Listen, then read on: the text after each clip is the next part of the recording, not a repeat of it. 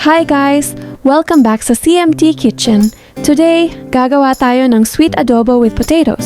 Malasa, manamis-namis, at siguradong mapaparami ka ng kanin. Tara, simulan na natin.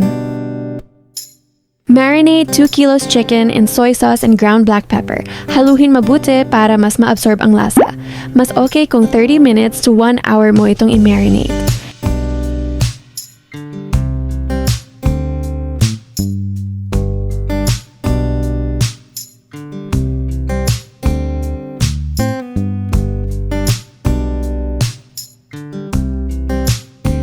Heat cooking oil, then fry the chicken hanggang mag-light brown. Set aside.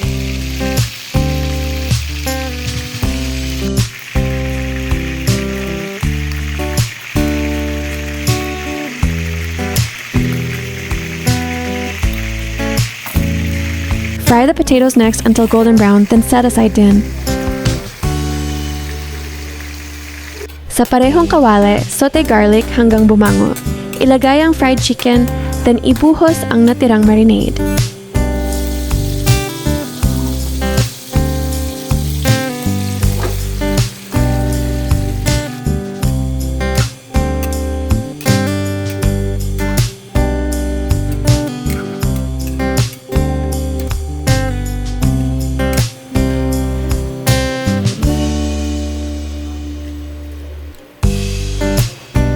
Add 1 tablespoon oyster sauce, 1 chicken broth cube at dried bay leaves.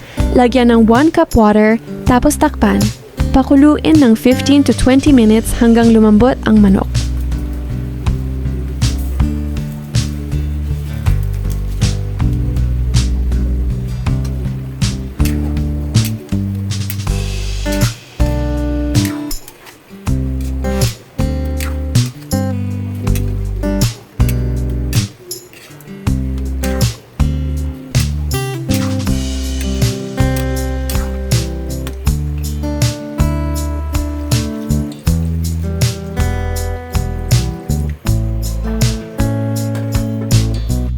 Pag malambot na ang chicken, ibuhos ang vinegar. Huwag haluin agad.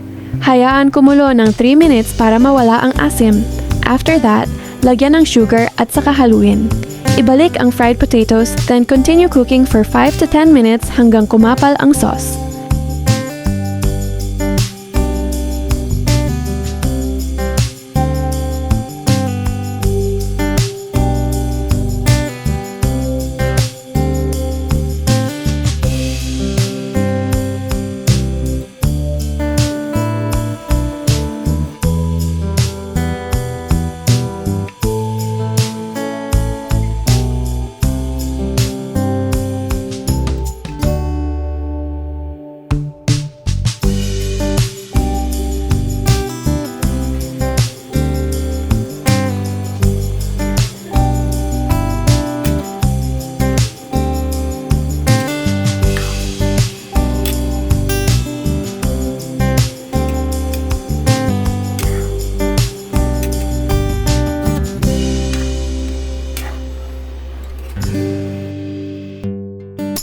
At ayan, ready na ang ating sweet chicken adobo with potatoes.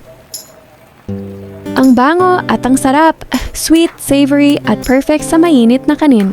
Kung nagustuhan mo tong recipe, don't forget to like, share, and subscribe.